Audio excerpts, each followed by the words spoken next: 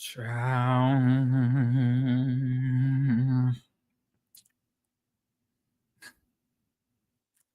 Hey, everybody. How y'all doing? I don't know who's gonna end up catching this, but I figured that I come up and let y'all know what I've been up to and what's been going on with me. Okay, girl. Life for me has really been life, and I'll just say that. All right. Life is has not been too smooth for a bald headed bitch named Jeremy. Okay, I'll let y'all know that. Okay.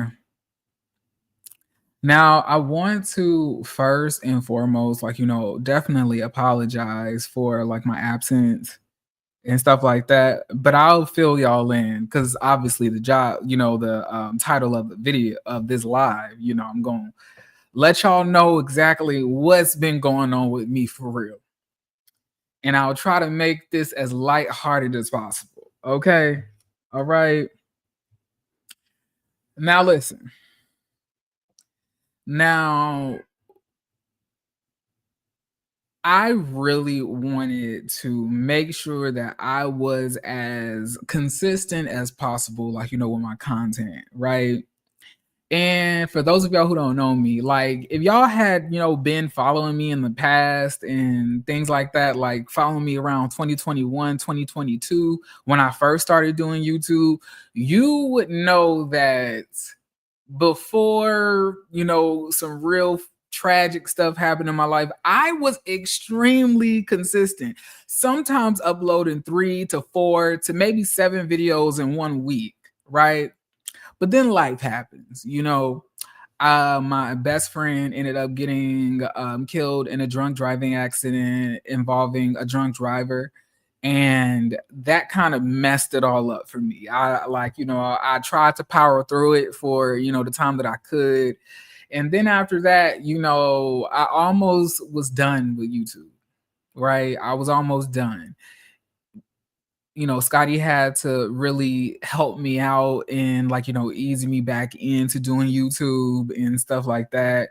And not to mention the whole love and marriage Huntsville, i.e., I hate black women shit that was going around because of people that I was associated with at the time.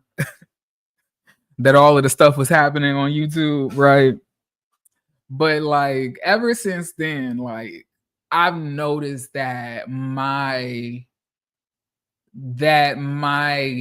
level of consistency was hard to manage after that. It was very difficult for me to constantly give my energy out like I did back then. And I don't know if I can attribute that to me being in college at the time that I started doing YouTube, or me now being a person who's graduated in their career now versus having that free time that I used to have back then. I don't know which one it was, because I feel like I was just as busy when I was in college than I am now. Because in college, I double majored in business school and I was working full time and I had a dog and, all my extracurricular activities that I was doing in my free time. And I don't know. I don't know. It's as I've gotten older, my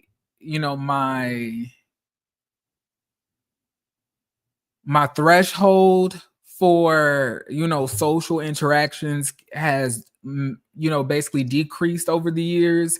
I don't really know what it is, right?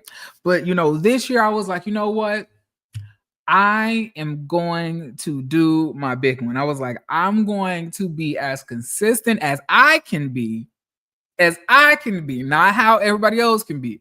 I'm going to be as consistent as Jeremy Speaks can be, right? I said that. I was giving y'all motherfucking reviews. I was up here doing live recordings, editing them down to video uploads with special effects and shit like that, doing my big one. And I low-key still think that my some of my pre-recorded content that I uploaded is really some of my best.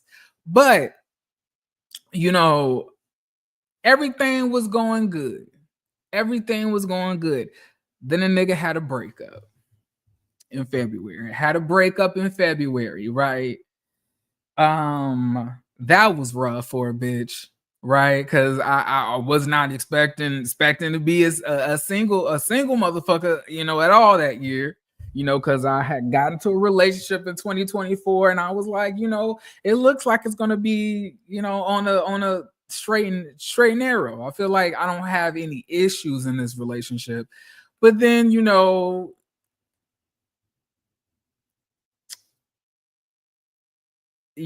find out what you find out when you find it out, and then that relationship had to end, right? Then I'm still trying to upload here and there, still trying to make sure I maintain a level of consistency after I get over it. I end up getting a new job, right? And everything just seemed like it's going well. Child, that was up until earlier last month, November. So I was supposed to work from home on the 6th. Oh, I think it was on the 5th. On the 5th, and they had gave all of us the notification that our work from home day was switched to Tuesday. So everybody in my division needed to come in on Thursday. I am low key looking a little bit side eye because I'm like, well, why? Like, what's going on? Like, why are they changing our work from home day? Bitch, I had my car set to go to the shop for maintenance. Like, so I have to cancel that, and I got to come here, right? Not to mention, I had also had other plans and stuff like that. I had set for that Thursday that I had to cancel because I had to come into work. So we come into work on Thursday, just a normal day, right? I'm sitting here doing all of my work, stressing, getting gray hairs because the team that I'm over, that I'm basically managing and giving instruction to, are based out of India. And I don't know, y'all don't know how stressful that was. Y'all don't know. So I'm sitting here, got there at 8 a.m. sharp, worked all the way until 2 p.m. Right now, in the time in the time that I'm doing all of this work, I see them bringing different people, snatching different people from their cubicles and going to go have a conversation with them. I'm like, okay, well, what the fuck is everybody talking about? Like, what's going on, right? So finally, after lunch, around 2 p.m., right? I'm sitting at my desk, and one of my executive managers taps me on my shoulder and says, "Hey, do you think you can come and come and follow me? We need to speak with HR." I'm like, I need to speak with HR. I was like, what the fuck I did? I ain't did anything. I don't have problems with anybody. I literally am one of the most quiet people that you'll meet. Like, I keep a very low profile and I just mind my business and just do what I have to do. Period. I don't really create a lot of unnecessary problems in my workplace. I try to be as quiet as possible, right? Because like I've always had problems in the past where I try to like connect with people, and then like everybody always want to call you aggressive and shit. You know what I'm saying? Like everything that you do is aggressive. Everything that you say is aggressive. Everything that you do is intimidating. Everything that you do, people can interpret it the wrong way. So you have to, reevaluate how you say certain things, the inflection of your voice, and everything else like that. So I was like, you know what? Just not gonna talk to nobody. Just like that. I'm only gonna keep it straight about work, and if it ain't about work, I ain't got nothing to say. Period. That's just how I operate. Now, like I said, they pulled me into the office. Now it's not, they didn't take me down to HR's office. HR is on our floor in an office room calling us all in there. So they bring me in there, they sit me down. Now the overall manager of our division is sitting in there, and this HR lady is sitting in there. And I'm like, I'm already kind of seeing how this is going. I'm like,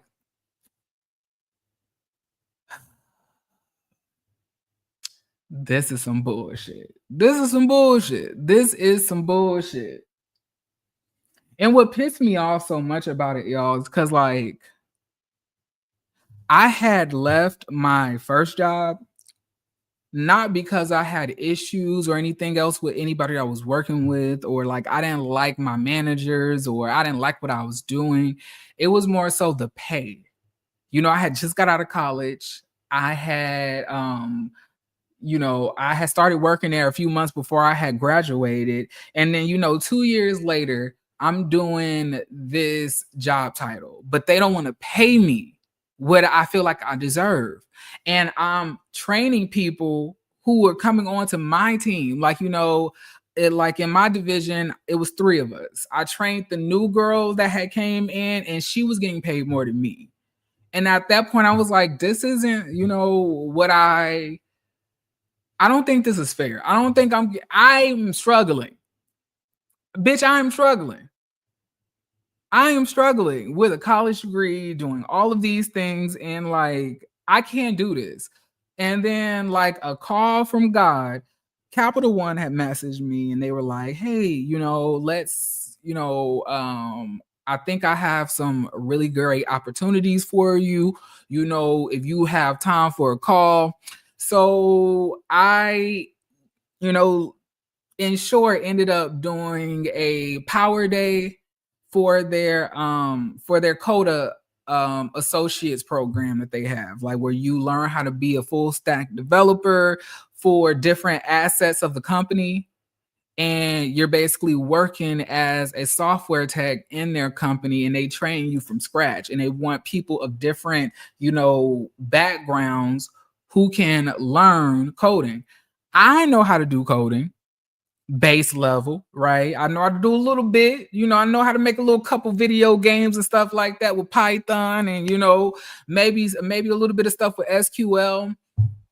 But I didn't have like real deep, like, knowledge. And the only reason I knew what I knew is because one of my majors is business data analysis, which, a lot of that you have to use Power BI, you have to use Python, SQL, and stuff like that, those different types of softwares.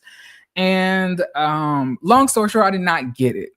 But before I did that interview, that Power Day, I had gotten messaged from a staffing company that wanted to connect me with some different jobs after they saw, my profile. Right. So I ended up doing a warm-up interview. I went to the interview, but I didn't take it seriously. You mean when I say I didn't take it seriously, not saying that I didn't prepare or do anything else for that, but like, to me, it was just wetting my feet to prepare for my Power Day interview, right? So I did that interview, then I did my Power Day interview. So the Power Day interview went well. I had the behavioral analysis, the job analysis, and then I had the case study. And that's where everything started to implode. I felt like from the beginning that the man was kind of setting me up a little bit. He was saying that he said certain things in the intro that I don't recall him saying, because I was taking notes so I can, make sure I reach the proper calculations and what I was trying to do. And long story short, I didn't get it. But, I ended up getting the other job that I had, interview for. Now, I wasn't even planning on that being like an actual job for me. Like I was just doing it to just wet my feet, get back used to doing interviews again, because it's been like 2 years and you need practice. So I end up taking the job because after they sent me the offer letter, they were offering me $20,000 more than what I was getting paid at my first job. And I was like, ain't this about a bitch? Literally. They're offering me $20,000 more doing less tasks than I was doing at my first job. Ain't that crazy? So they hire me, it's all gravy, right? I'm sitting here doing my big one. I am happy. I'm like, bitch, the benefits, the money is good. I am just doing what I need to do. Now, as time progresses, it's become more stressful because after this whole tariff stuff, they started cutting corners and different things that we were doing, and it put a lot of workload on me, right? And I am literally just stressed out every day. I'm coming home exhausted, coming home burnt out, don't really have energy to do anything else, but still trying to make sure I still do content. So I have to wait at some point, either later on at night. If y'all don't pay attention, I usually do my lives around 8 to 9 to maybe 10 p.m. When I feel like I've recovered some part of my energy back and I feel like I have enough to do a live, right? But then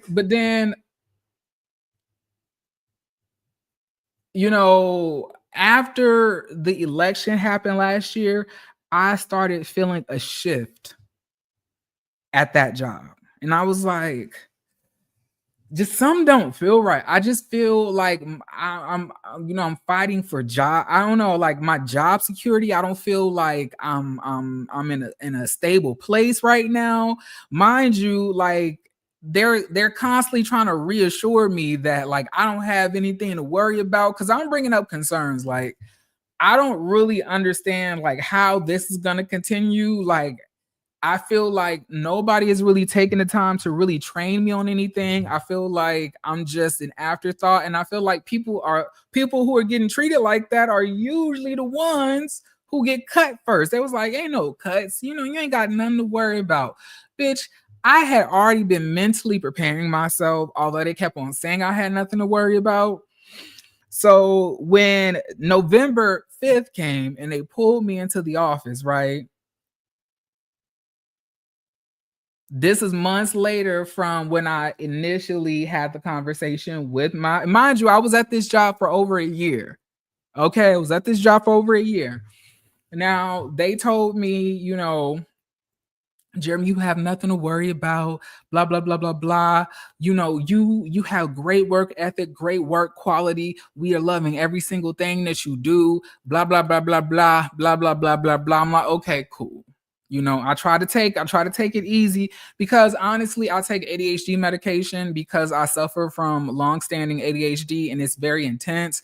So if I do not take my medicine, I can't concentrate. But if I do take my medicine, I can concentrate. But if something makes me uncomfortable or I'm overthinking certain things, I can start panicking. Right. So I'm like, all right, you got to calm down, Jeremy. They said what they said. You got to stop panicking. You got to stop panicking. And I know a lot of y'all are saying like, oh, Jeremy, you panicking. It's just a job. Let me tell you something. I have been on my own since I was 18.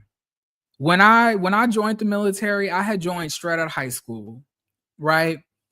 I joined the military 2013, left for boot camp in August. I graduated high school June 2013. So 2 months after that, I ended up going into the military, and I ended up, moving across the country, going on different deployments, doing different things, and literally depending on myself. I don't really have a strong familial bond with my family. Not to say it's not, in repair now, not to say it can't get better, but like I don't currently, right? So I've always just had to depend on myself, because if I don't make it for myself, bitch, the only other option is the homeless shelter. Period. So I don't have, like, failure is not really an option for me. It's really not. I can't just be going out here just taste testing and just trying to see what happens. Like, I have to be very certain about any actions that I'm taking professionally or personally, because it can all affect me. And if I make a wrong move, bitch, I could be homeless, because I don't have no family out here. And it ain't like my family could really offer me anything. My family is like our hood niggas and hood bitches. They ain't got shit they can offer me. So you ain't got no choice but to make it and make it well. Right. So they sent me here in this office and tell me, first, Jeremy, I want to let you know, I appreciate every single thing that you've done for our company. You've helped us in so many different ways. At this point, I'm already looking like,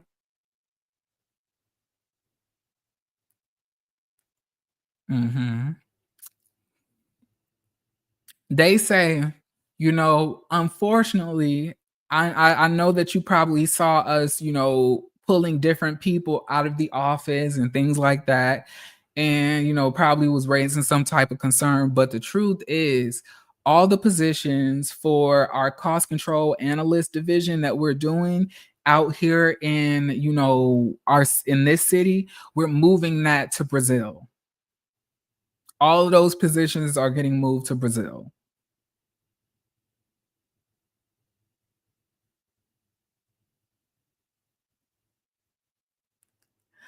I'm like, okay, when?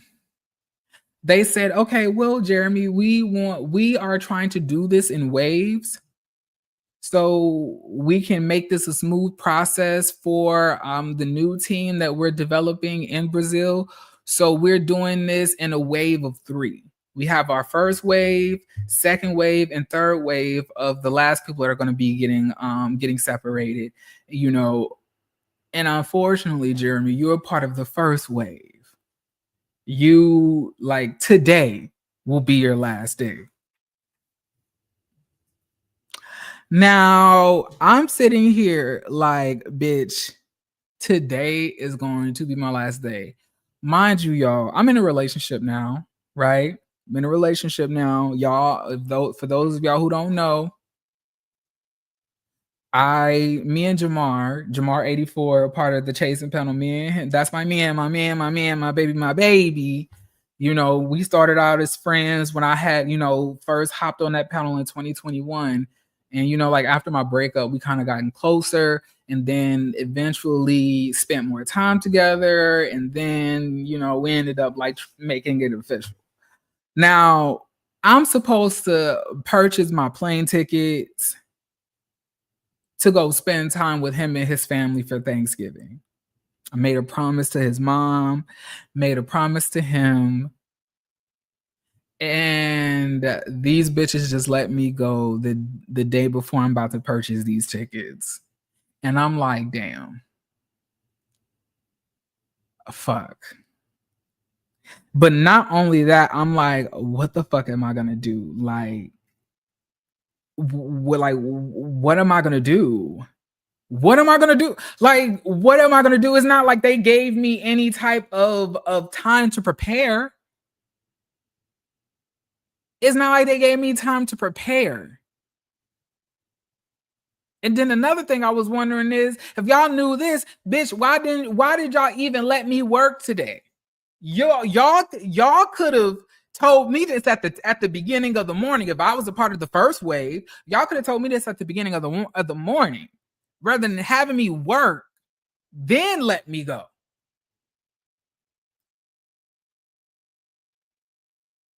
But I started asking, she was like, do you have any questions? I was like, so what's causing, this move to to Brazil? And they said, well, the economy has kind of has shifted. It was very unexpected. with different tariffs, different changes in our vendors and, shipping, and it's really taking a toll. So we really had to try to restructure. And all I could think about was all you bitches that voted for Donald Trump. I was on fire. I was like, this is so fucking unfair. I did what I was supposed to do. I voted for the right candidate to me. I voted for Kamala. I voted with all of this stuff in mind. I said exactly what was going to happen. But yet, I am getting I am getting the punishment of other people's actions, even though I did what I was supposed to do. Bitch, I was hot and I've been hot. I'm still mad. I'm still mad. I'm still upset. I'm still upset. I'm still mad. Okay? I'm still mad. Because I'm like, wow, this shit is really affecting. It's affecting me now. Hold on for a second. I need to get some water. Give me 1 second.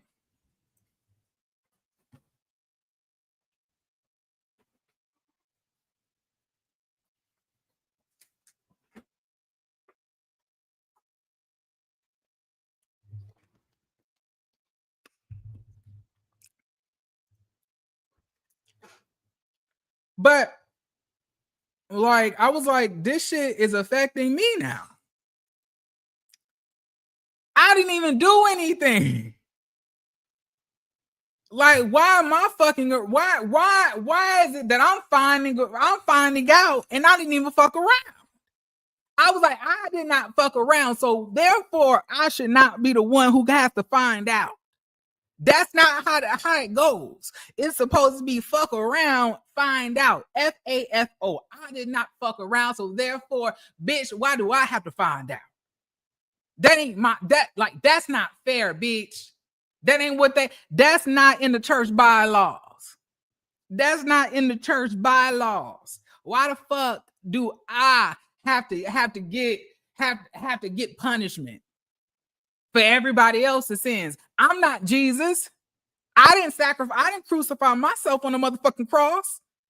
Why are my why are my hands getting nailed to the cross?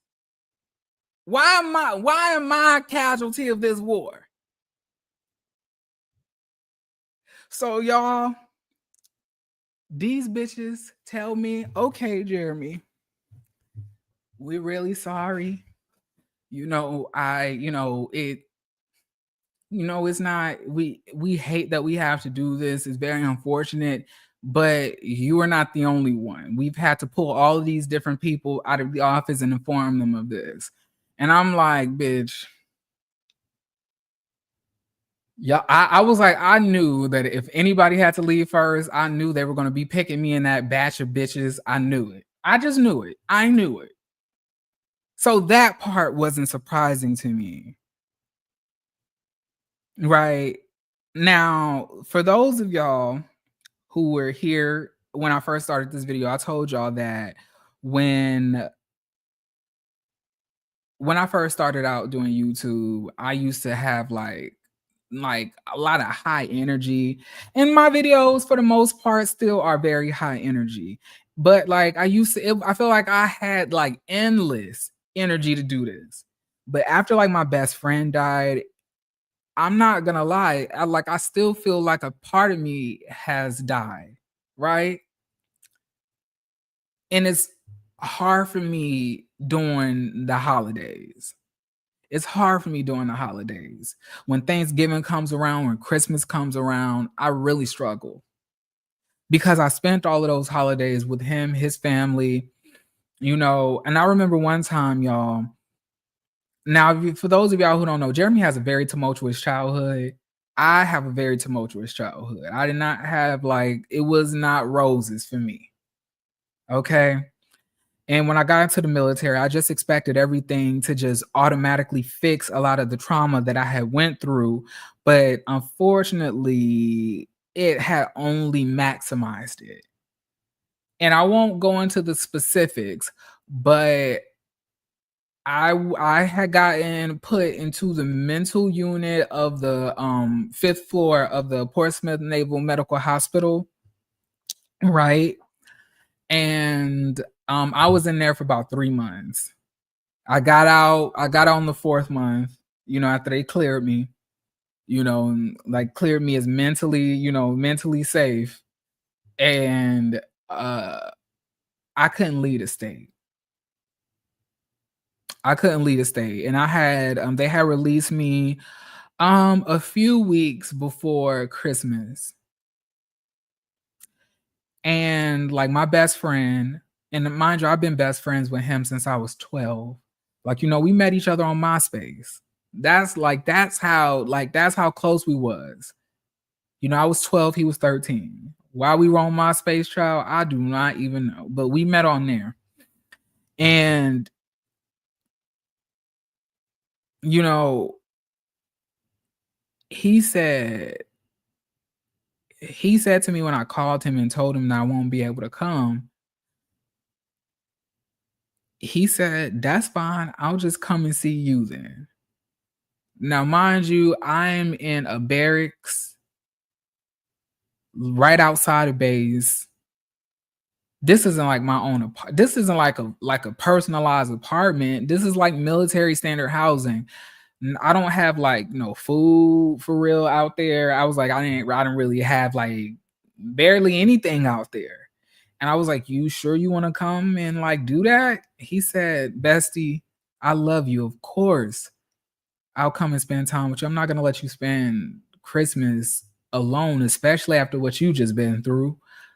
And he came out. He drove from South Carolina all the way to Virginia and spent Christmas and New Year's with me.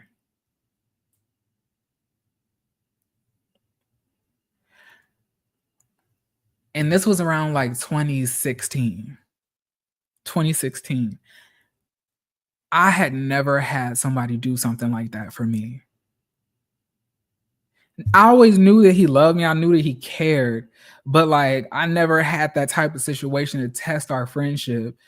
And from that, from that moment forward, I always went to go visit him for Christmas, for New Year's, for Thanksgiving, for our birthdays. I made sure to always repay that back because I was so grateful.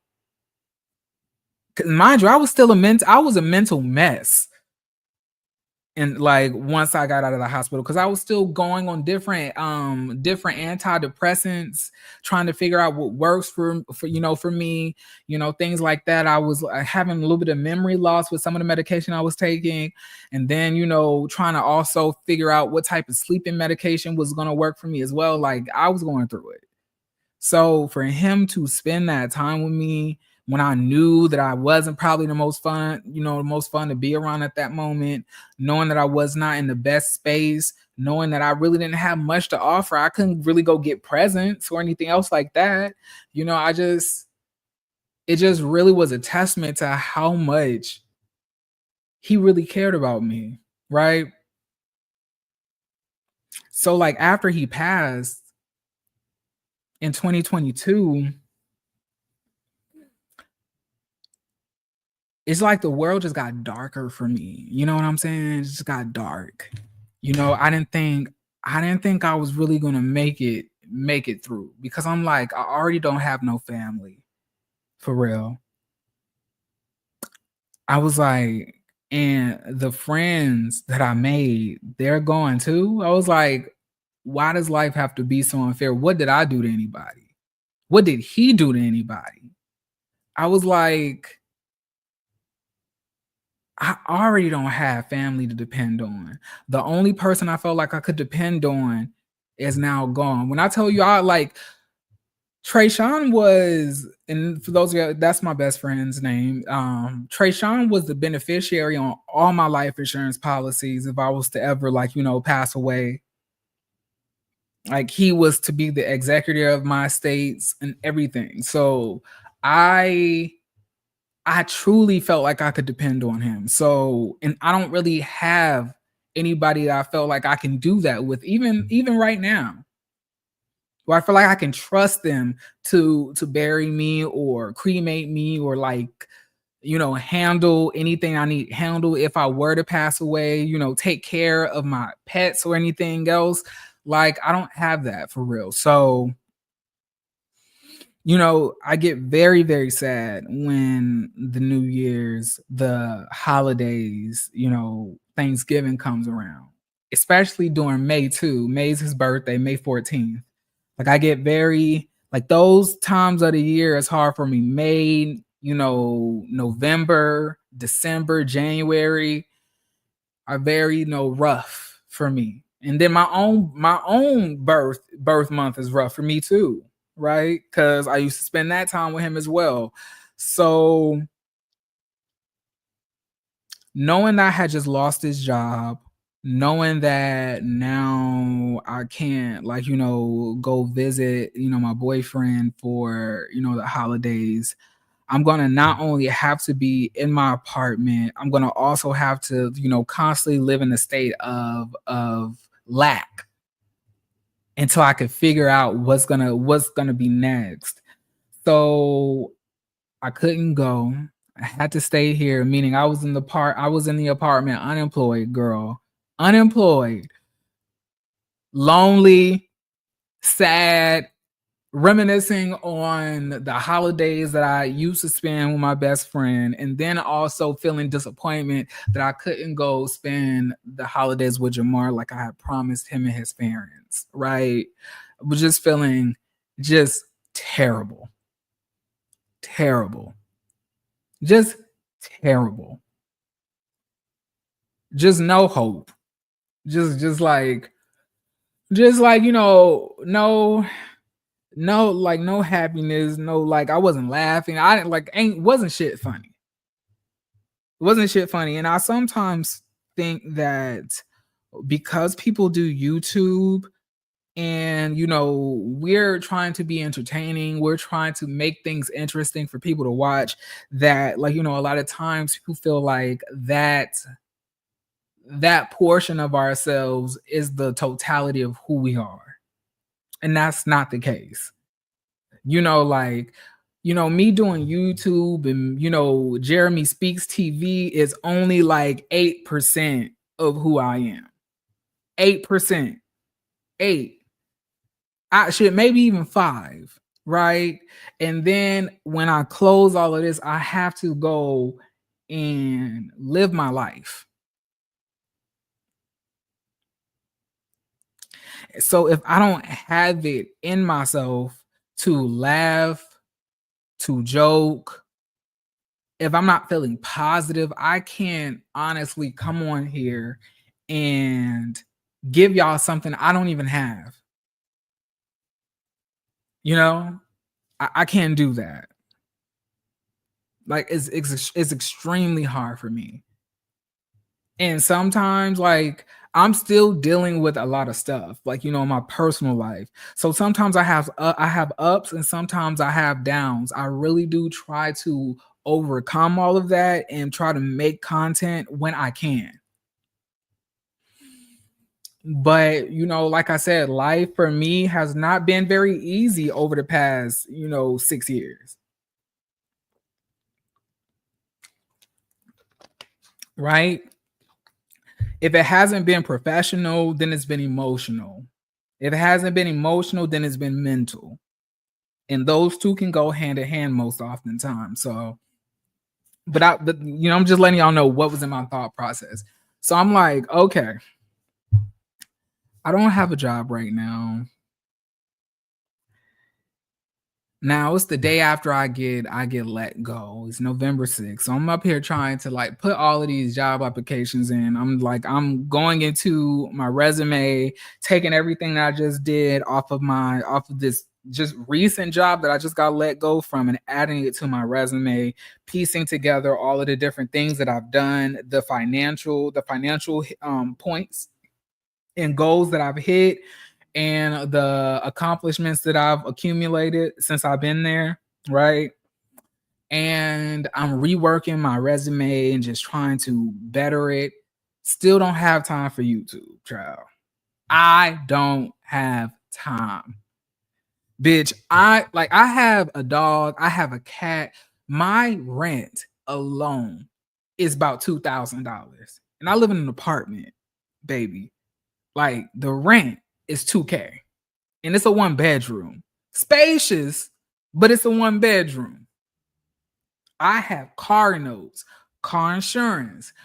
I need medical insurance. Michael has vet appointments. I have, I have set number of things that I have to make sure are accounted for. They need food. Michael has grooming.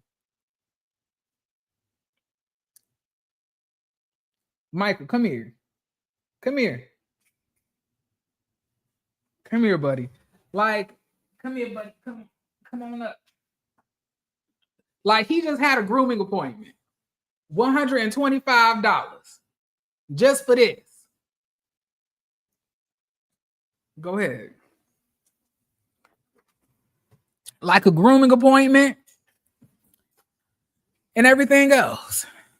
So I'm like, what am I gonna do? What if I can't find anything? Because mind you, I just got let go on the 5th. They're telling me that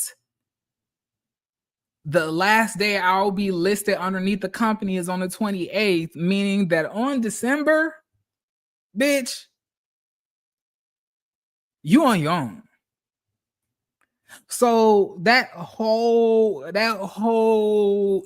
week from like after the week of the 6th, like I was just probably sometimes up until like 8, 9 on here, like on my computer, basically tweaking my resume, making different versions of it, trying to fill out what's unimportant, what do I need to add in, what are some buzzwords that I can add in to try to make sure that I'm standing apart from other applicants of these jobs that are trying to get hired. So I spent time doing that. Then I ended up getting like 2 or 3 interviews. I want to say like 5 days after the 6th, like on the 11th and the 12th. Like I ended up having like a job interview. I know I had a job interview on the 12th, but I believe that the other one was actually like on like the 10th or the 9th or something. But on the 12th, I ended up having like a job interview, and I did everything I could to prepare for it. I went over everything in my resume, went over everything in my my Rolodex of experience that I had, tried to make sure that everything aligned and I could pick the pieces that aligned. Basically saying, okay, they are looking for this, I have experience in that. Basically writing down a list and making sure I can explain why I am the best person for this job and how my experience, towers over other people's and what other things I can offer. So I had the phone interview. Then after the phone interview, I had the job interview in person on the 13th. And then after that, they had ended up hiring me on the 14th. And then I started on the 19th. And I just been trying to learn everything I need to learn there. But like I said, child, nothing ever comes easy. Nothing is ever normal. Now, when I first got hired with this job, like I was really excited to be working with my boss and stuff like that. I thought that it was going to be like a really good chemistry between the two of us because we're both kind of OCD. And we're real big fanatics of finance, so it definitely worked between the two of us. But child, she ended up letting me know that she had been contemplating leaving, and she put in her resignation the day that I got hired. And I was like, girl, this is insane. And who's going to be doing her tasks? Me. So I've been doing all of this damn training because, like, originally I got hired on as, like, she was the manager and I'm underneath her as a junior role. But once she, put in that resignation, like, I had to start learning how to do everything that she was doing, which has lengthened this whole training process and made it extremely more difficult. Also cutting time from me from doing to trying to do this, right? Because she leaves on the 19th. And I have to make sure that I can handle anything that she's doing. And it's not to say I don't have knowledge or previous history of it. It's the fact that companies do things differently. People have different spreadsheets, different ways to go about different things. People expect things handled differently, and you can't just do it the way that you're used to doing it based on your previous experience. That's not how it operates. It's not the same company. So trying to figure all of that out and learn all of this before she leaves, on top of that, dealing with all of the holiday stuff, it's been pretty hectic. It's been pretty hectic. But yes, child. That's what I've been up to. For those of y'all who are wondering what Jeremy has been up to and why Jeremy ain't made no content, that's why. A bitch has been with life. Okay. I've been windmilling. I am in the corner windmilling for my life. They are jumping me. I am getting jumped. I am getting jumped out here. I'm just like, let my hair go, beach. Let my hair go. My God. So yes, that is where I've been, because I can't tell y'all how many like DMs, and I really appreciate it, of people, like reaching out to me, wondering where I'm at. Like I'll be really surprised when people message me on Instagram, because like I'm not very active on Instagram like that, not as far as like me uploading photos or anything else often. So I always get surprised when people choose that avenue to reach me, but I guess that's the only avenue they really can reach me at, right? So that only makes sense. But like, yeah, so that's what I've been up to. I finally start to resume my my gym sessions with my trainer on, like, either later on this week or next week. It was supposed to be today, but we're having a very bad snowstorm outside right now, so a lot of stuff has been canceled. He canceled our session and like asked me what days am I free, and I really don't know yet, because no telling how this is also going to affect this training that I'm going through. But like, yeah, child, it's been real busy. But I don't want y'all to think that I'm just like sitting on my hands, twaddling my thumbs, while I'm going through all of these different things. I am literally just trying to survive. And the job that I have paying me more than the last job that I lost, and that's good. I'm happy about that. It's more so now about making sure that I can meet the expectation that my soon to be previous manager is leaving behind, right? Making sure I can meet those expectations and exceed those, and trying to make sure I'm taking every part of my brain and utilizing it to try to absorb more information and take in more lessons and stuff like that I need to learn, because like YouTube don't really pay like that.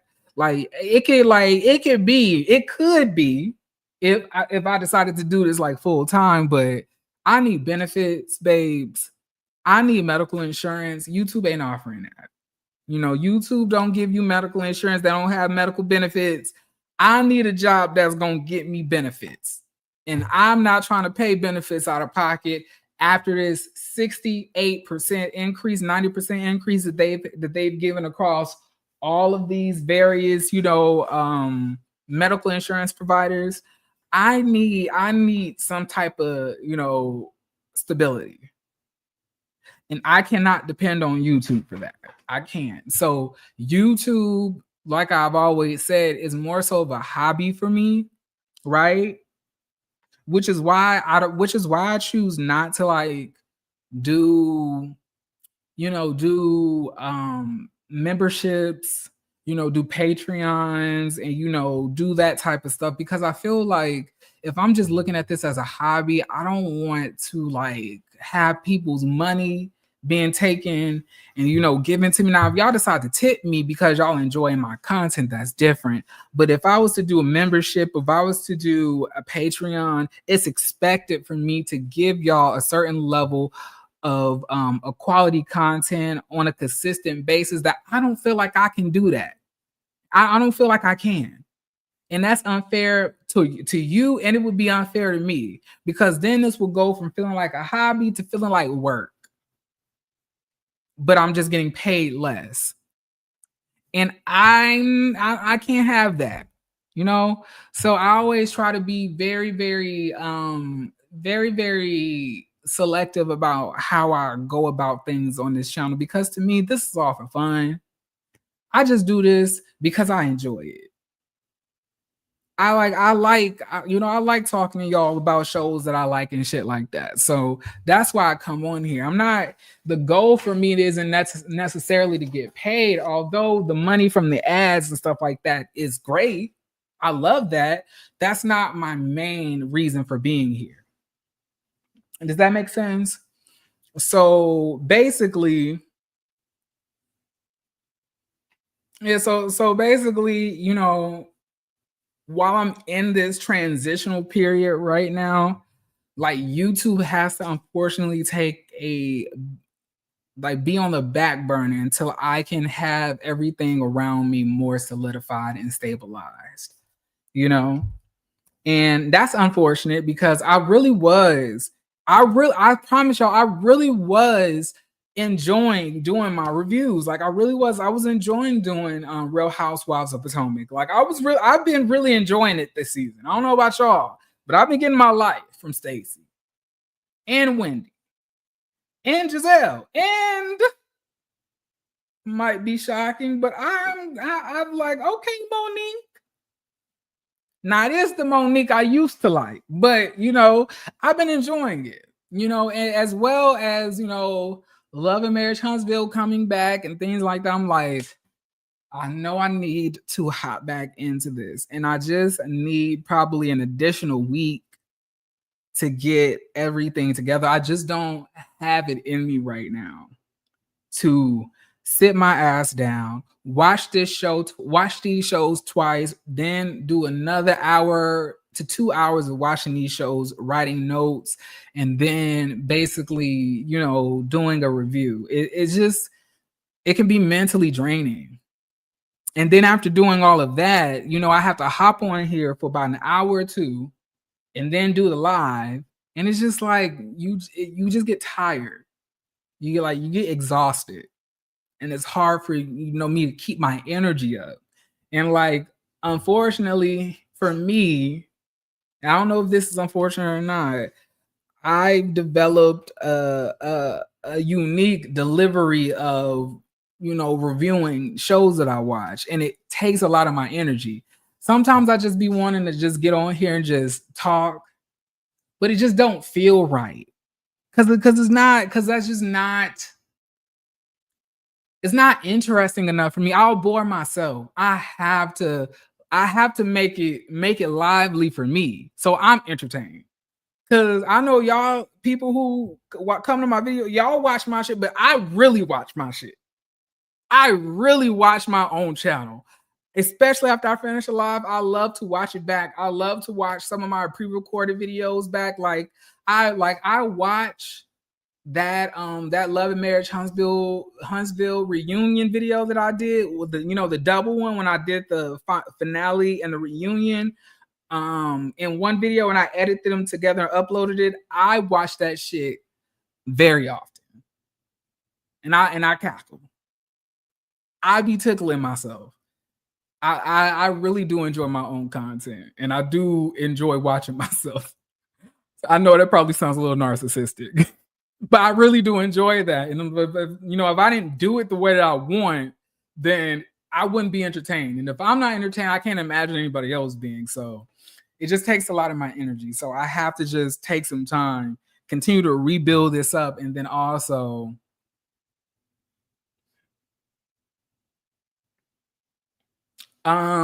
Jeremy, did you hear about TJ and Amy being engaged? And you mean Lutilius and Amy? I did not hear about that. I didn't really hear about that. But I'm not surprised. I'm not surprised. But yeah, I'm just like, I really did want to come on here and let y'all know what I've been up to and what's been going on, right? And it's not to say that y'all have to worry about me now. I'm doing good. I'm doing good. I'm just trying to get stable, make sure that everything is set, and I'm spending time divulging all of my energy into things that actually run my life around here. Right? I don't want anybody to feel pity for me or anything else like that because I ended up finding another job. It was sad, whatever the case may be. I ended up finding another job. I'll be spending, this Christmas with Jamar, all of the plane tickets and Michael's boarding and everything else is set. And I got a new job and I'm getting paid even more than what I was getting paid in my last job. So I'm making really good money, but I'm saying that, like, I don't want y'all to be, worried about me. Okay. I'm good. I just need a little bit more time and then I can give this more of my energy, but I just can't do that right now. Like I said, give me a week or two and I got you. And I'll make sure that whenever I do pop back up, it's gonna be giving what it needs to be gave. I love to say that none of my content is ever underwhelming. I feel like every single live slap, every single video slap, everything slaps. Which is why honestly if you look at the viewership, I don't really ever have to worry about dip in views. I feel like my views have always been consistent regardless of whatever I've been through. Yeah, I've had videos that didn't do so well versus others, but in totality, those are minuscule compared to how good if I was to upload, people will watch, so I can just say that. So yeah. But any questions for me before I leave? Because y'all probably won't be hearing from me for about a week and a half. Feel like let's take this time right now and we can talk about some stuff. Also, y'all, I don't think I've done this very often, but I'll drop the link in here if y'all want. Y'all can come up and ask me, but not to ask me about my personal business. That's not. I'm more so about like TV shows that we all watch that y'all want to know what my point of view is, because I have been watching, but like more so like that, but not not to ask me anything personal about my personal life, but just that if y'all want to come up, but yeah.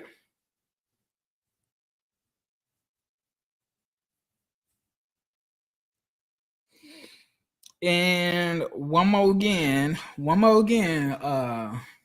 Jamar is my man, my man, my man now.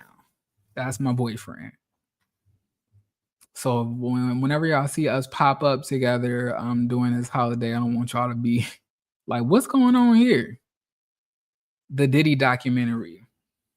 How do you feel about Big Cookie coming on to RHOP being messy with Monique husband? Here's how I feel about it. Me personally, I believe that Monique, I don't care what nobody else have to say. I believe that Monique loves to act like she's more innocent than what she actually is. And she wants to act like, she found out that Cookie was talking trash about her and whatever the case may be. But this is the same Cookie and that same fat ass dude ended up passing away. That you were like, in cahoots with, trying to tear down Candace and Wendy as you were leaving the show after you fought Candace. Exactly. Like it's giving like, okay, so it ain't so fun when a rabbit got the gun. I just find it funny how in every scenario, Monique is the victim. Monique has been done wrong. Monique has been, done the dirtiest. But like she don't never want to talk about how she does bitches fucked up. Like these were your cohorts when you and that big overweight man and this now overly large breasted woman was up here like dogging out certain women on the show. But now now she can't be trusted and everything else. But we was able to trust what she was saying about Candace.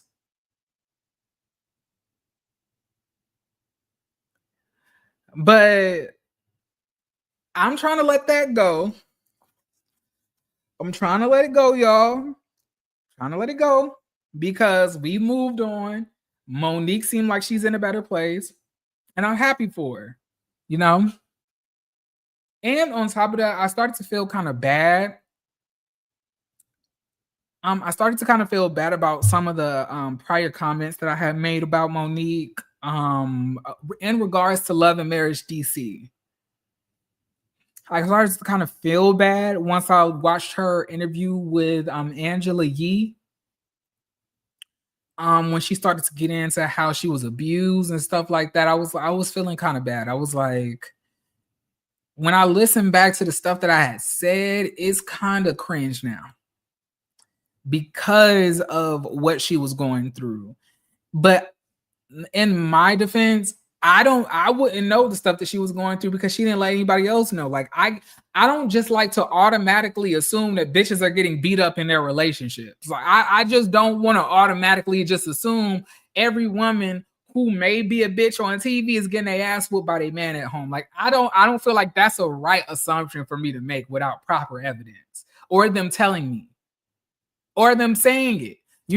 So I feel bad about some of the stuff that I said, like, her treating Chris wrong. Chris was doing everything that he can in regards, like after she was on the interview, I was starting to understand what she meant by, he wasn't doing the things that he needs to do. And I'm like, once again, Bondi Blue is always on the right side of history. Bondi Blue is on the right side of history once again. And that's why she is my goal in this YouTube hemisphere. I promise you that. Because like she was saying this all the way back then. She was saying this all the way back then. Like, that Monique is not saying everything that, that's happening, and that Monique is, probably dealing with a lot, dealing with the husband. And, she said some more stuff, but, she was saying stuff like that. And I was like looking at her at the time. I was like, now, Bondi, Monique is full of shit. But once again, Bondi's always right.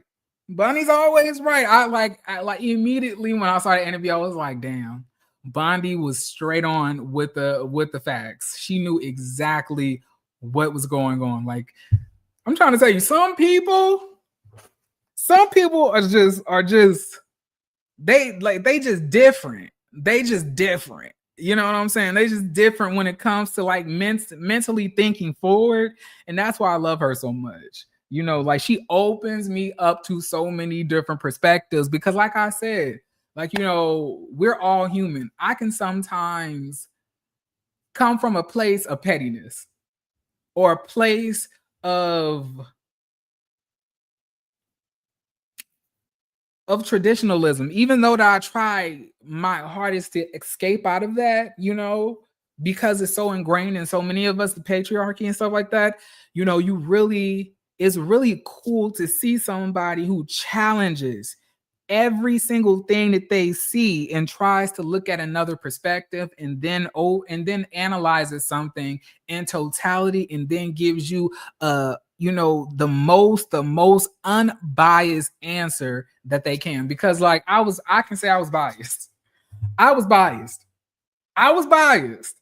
I was biased, but I am here today to let y'all know I take it back.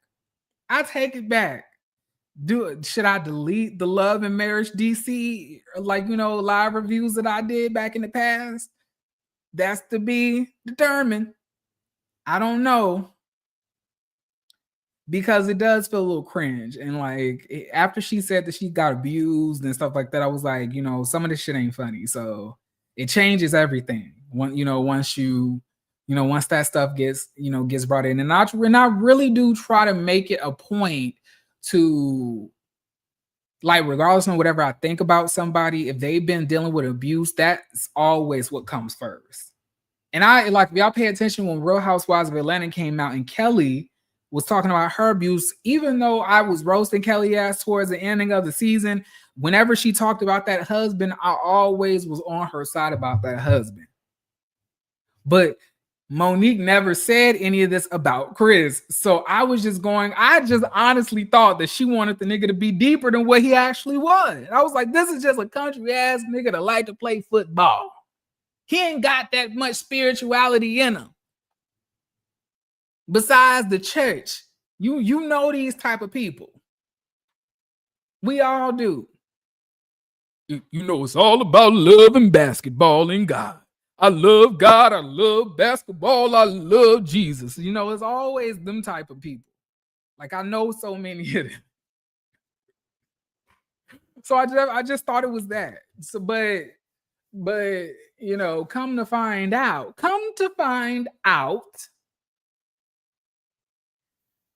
Chris is a big ass bitch. Like, and that's crazy. That's literally insane. And I don't appreciate, and you know what? I'm saying it today. And I low-key don't, I'm even shocked, but I'm even shocked to myself that Chris fooled me. Because if y'all don't know anything about me, watching these reviews, I'll be roasting these niggas. I don't believe anything that they say 9 times out of 10.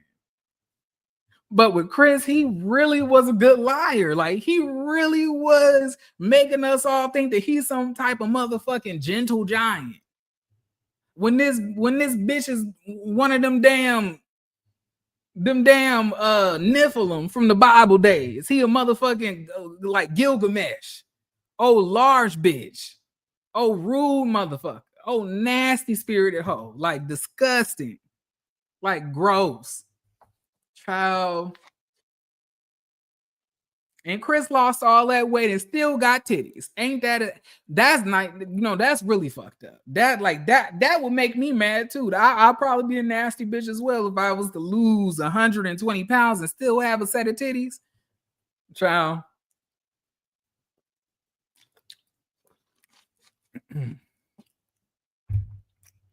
Child, it's ridiculous. You have to watch them quiet ones. Absolutely. And Chris is huge and Monique is so tiny. And also, you were giving an honest review in the moment. She didn't tell the world.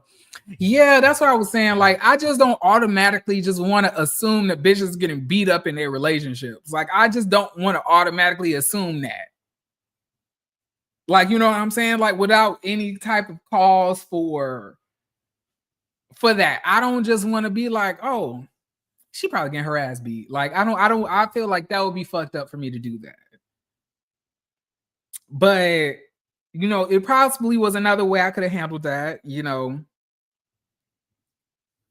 I'm gonna definitely have to think about that in the future. This whole Monique thing really did put me in a state of retrospection. Like I was really just like, how can I move forward in the future? Like, taking into consideration possibly what somebody could be going through without me hearing a person say that, or at least, having some type of evidence. And I was like, the only thing that you can really do is do more research and look at signs for certain things. And I was like, that's probably what I'm going to need to start doing. Like, doing more research, doing more reading. And y'all already do a lot of reading and research, but just to also just make sure that in the future I'm able to peep signs so I can make sure I'm treading lightly about what I'm talking on. You know what I'm saying? Just how I feel personally. Whew. Also, y'all, I've been losing a lot of weight, and I'm very happy about that. I've been losing a lot of weight. My face, my head has slimmed down significantly, and I can't be more happier about it. It's giving what it needs to be gave. It's giving what it needs to be gave. Okay. But I see that nobody came up. That's so weird to me. Like nobody ever want to come up and talk to me. Y'all just want to sit silently and watch me talk, and I can understand that. Y'all just want to be entertained. But I'm like, sometimes I would love to hear what y'all have to say as well about some of the shit that I'll be reviewing. But hey, everybody got their certain things that they like and dislike. I can't, expect everybody to do what I think they should be doing. But y'all listen, it's been real. Hopefully, this gives you guys the the explanation or the, reasoning behind some of my actions or absence there is. But, I will be seeing y'all soon. Y'all be on the lookout for me. Be like, keep a good eye on me. Your good eye. And, until next time. I love every single one of y'all. Peace.